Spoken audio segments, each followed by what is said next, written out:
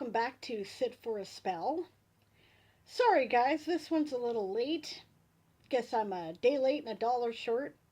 In my defense, I had quite a lot going on the weekend. I went to a con and I always have to kind of prepare myself before I go to one of those, but I should have probably had it done before the weekend and saved it to upload later, but I didn't do that, so I apologize for that. Today we are going to be talking about physical protection. The idea for this was inspired in part by my appearance on the Pagan Musings Podcast, where I was talking to RevKess and KaliSara, and they were joking about how KaliSara is kind of accident prone. Now, while I'm pretty sure that she does not need my advice on magic, because she knows her stuff, I'm going to make a little friendly gift for her anyway that should help protect her from physical accidents. And, just because she's my friend and why not, right? And I'm also going to talk a little bit about how to protect yourself physically from people who might want to harm you. So let's just start with the logical stuff, shall we?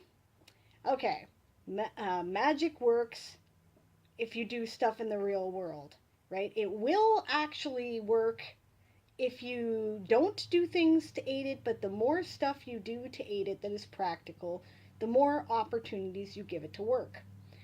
So don't be stupid about the use of these things. If you're in a violent relationship, get out if you can, If you're worried that, somebody's going to attack you and you have reasons to think they are, stay away from them, or learn some self-defense enough to feel confident, or, go report it to the police, all the practical stuff, right?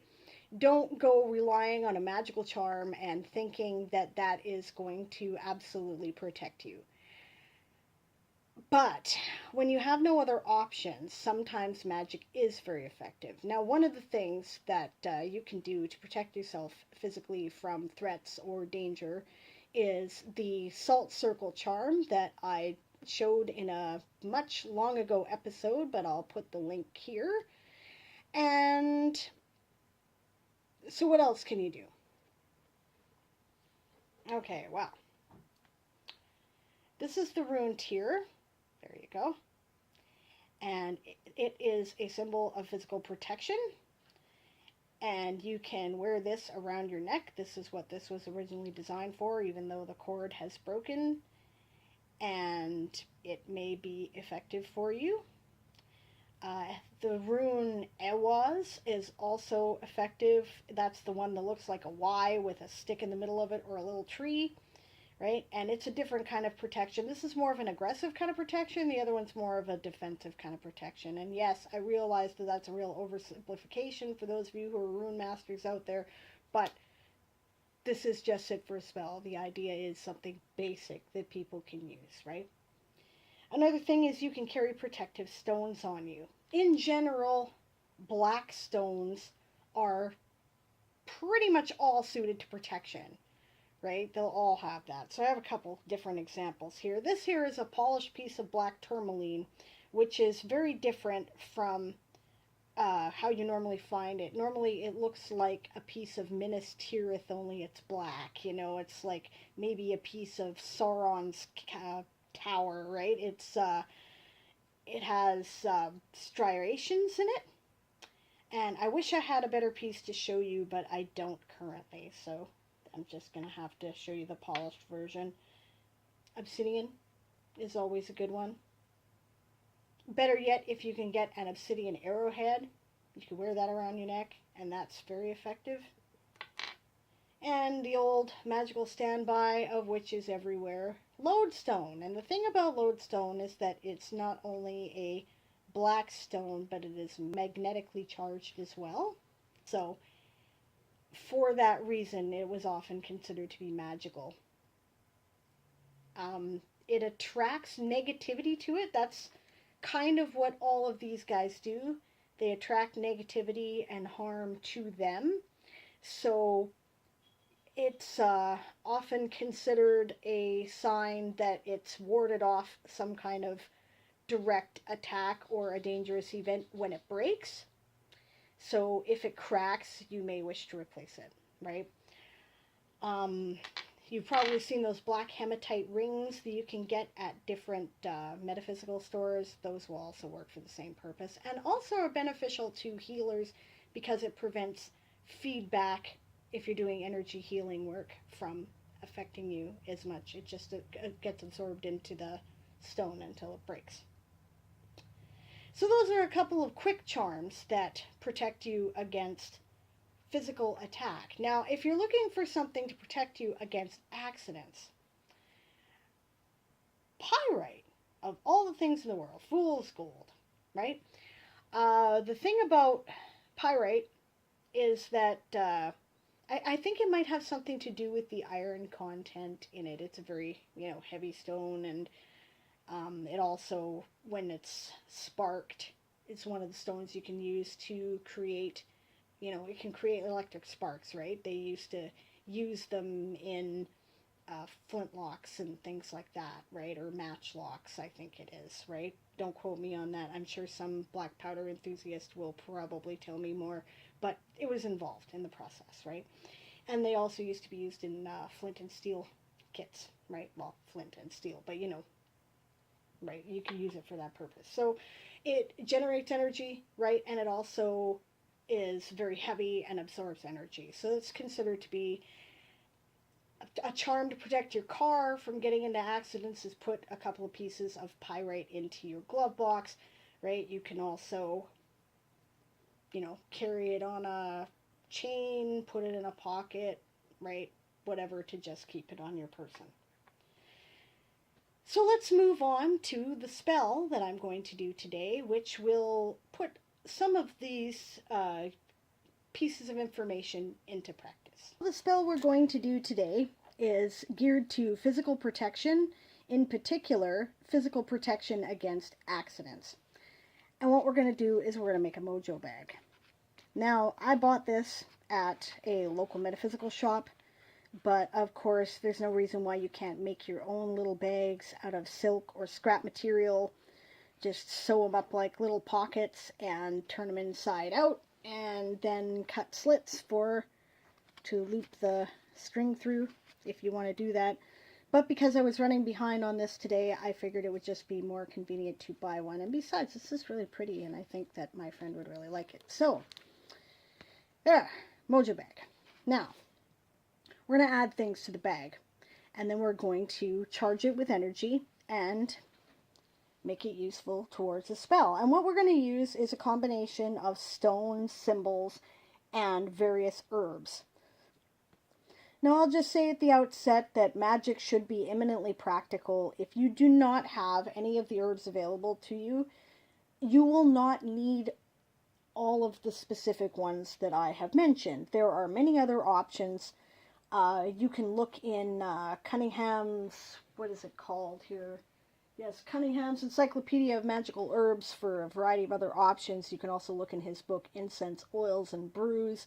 It will give you a variety of options, which will include incense resins as well.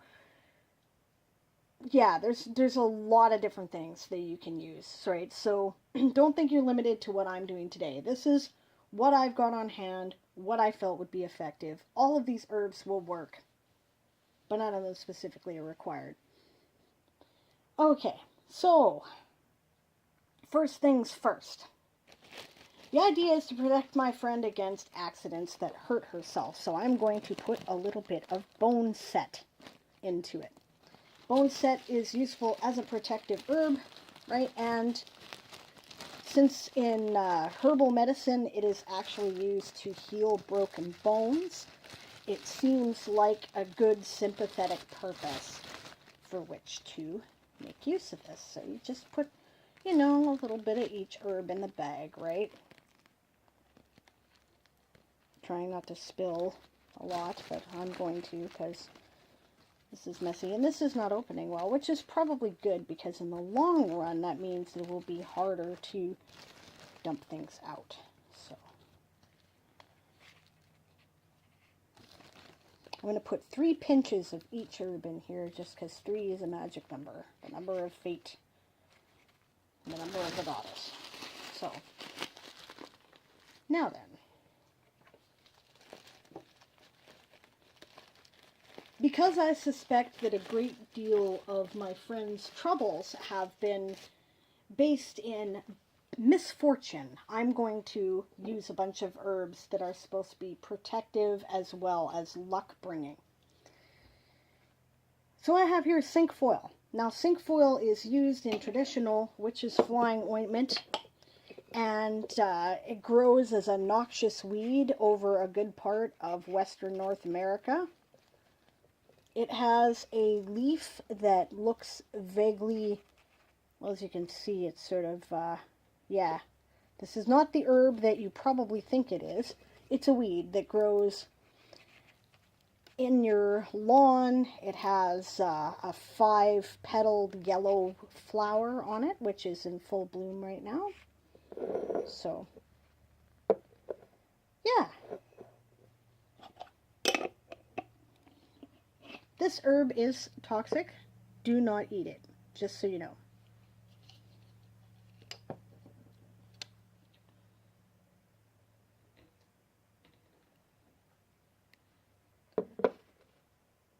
Whorehound is used in a variety of hex banishing combinations. It's also, if you're using it for herbal medicine, good for your lungs. Often treats colds and people with asthma.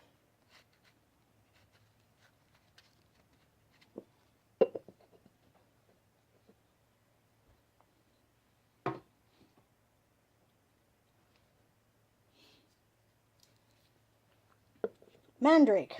This is actually mayapple. It's not true mandrake. Right? Either one is perfectly acceptable for this purpose. You'll remember that in my thing on aphrodisiacs, I said that mandrake, true mandrake, is the only one that's effective for that. And mayapple is not effective for that. This is not true when you're using it in magic for protection. It's perfectly legitimate substitute. As a matter of fact, just about anything can be substituted in this spell. Also, in the area of hex banishing, I'm going to use the heavy-duty stuff. This is asafoetida, and it is traditionally thought to be like the ultimate hex banisher. It tastes and smells pretty foul, which is often a case for protective herbs. Just about anything that's considered to be protective will either smell strong, peppery, cloying, or foul, right? So, you know, anything like that. Eucalyptus is a protective herb, you know, camphor is a protective herb, myrrh is a protective herb. Seeing a pattern here, right? Pepper, cayenne, yeah.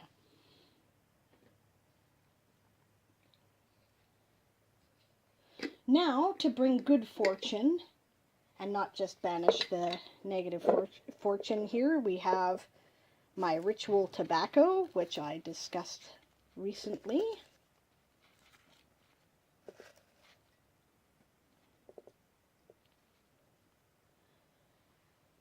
Again, I suppose you can use cigarette tobacco in this, but I wouldn't. It doesn't smell very good, and, you know, it's got chemical junk in it. I mean, you can. There's no reason why you can't, but... Remember bay leaves from our success spell?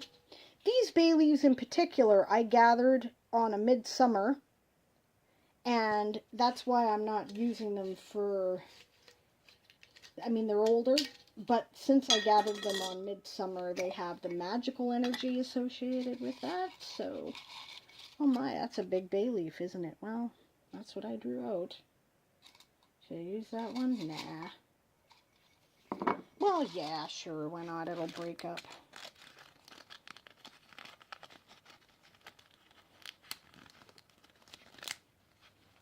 Here we go. I think one is lots in that amount.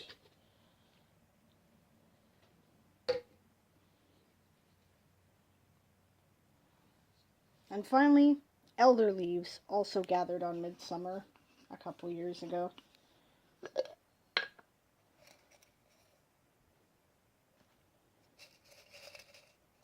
Elder leaves are also supposed to provide some oracular sight.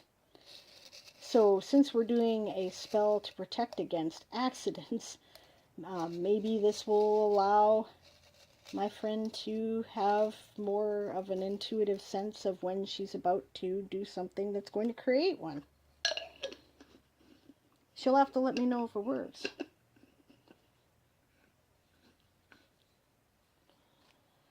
All right.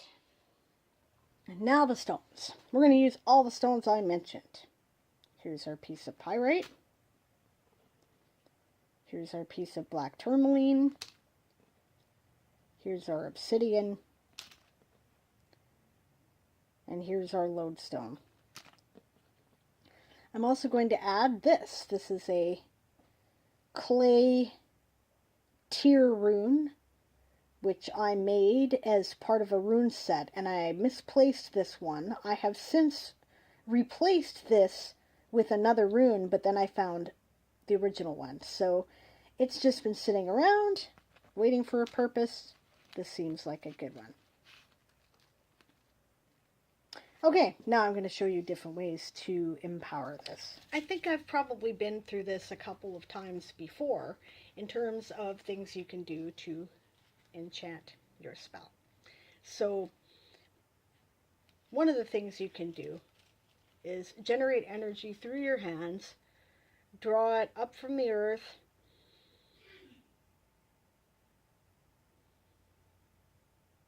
circulate it through your body.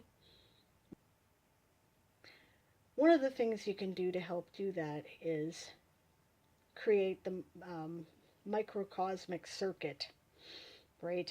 Which is bring energy up your back, down your front, and then back up and around. And the way to get it to circulate is to put your tongue to the roof of your mouth and clench your perineum. No, I'm not making that up. As a matter of fact, that's a really old yoga technique, which was later adopted by ritual magicians. And I find it very effective.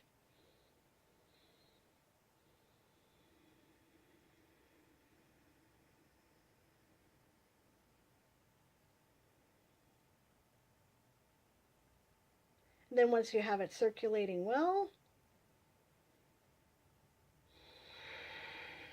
use direct power out through the palms of your hands.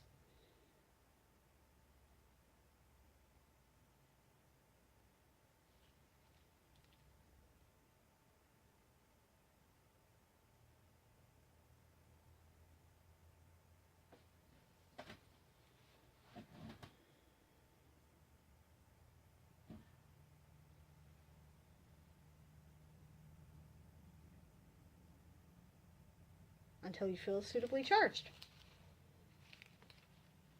Another thing you can do is give it the breath of life.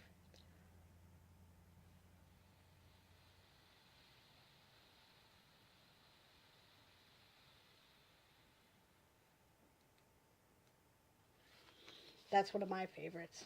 I like that one. You can also direct energy into it through your othme. You can put it in the sunlight for 3 days or the moonlight for a night. Traditionally, that's the light of the full moon you would use to charge it, although this is also for banishing things, so you might want to do it during the... don't do it for the 3 days of the new moon, but you could do it like in the waning moon prior to that. You can also anoint it. I have here a blend called Happiness Oil. I've had it for a long time, but it contains, rose oil and bay oil and a few other things which are geared to happiness, and you can draw mystical symbols on it. I think I'm going to draw the Ewaz symbol that I spoke of earlier. Can you see it there with the tree shape? And one up, and one like that. There we go. Now it's got the protection of both. Right? there are a million other different ways to do this. You can bury it in the earth. That's one way in which these things are often charged, but I wouldn't leave it there for long. And this, with this nice material, I probably wouldn't do that, but you can do that. You can sit it next to a crystal, a quartz crystal, for, I don't know, some people would say 3 days, some would say a week, some would say a full lunar cycle, in which case, again, I would go from full moon to full moon in that respect. Yeah, you can invoke the energy of symbolism into it. You can say, by the power of 3 times 3, as I will, so mote it be. I charge you to your purpose to serve my friend and me. You know, I don't know, like, there's a million different things. So those are a couple of examples. And that's it for Sit for a Spell today. And sorry this took so long to put up, guys. Thanks for joining me, and I hope to see you next time. Blessed be. Hey, did you know I've written a few books? Just search out Sable Aradia for my pagan nonfiction, or Diane Morrison for my fiction work at Amazon.com, or visit my websites.